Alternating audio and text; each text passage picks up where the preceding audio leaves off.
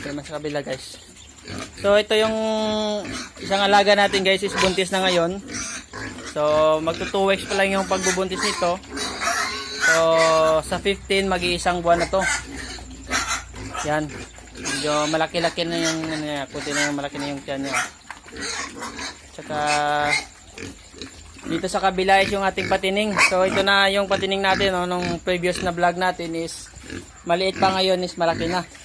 So magdadalawang buwan na to sa June 15. So malapit na rin tong malapit na natin may benta kasi wala na tayong pera. So kailangan maibenta natin sa tamang presyo. Ayun guys, kabila. So papakainin natin yung alaga nating patining dito sa kabila. Kumakain na yung alaga nating patining.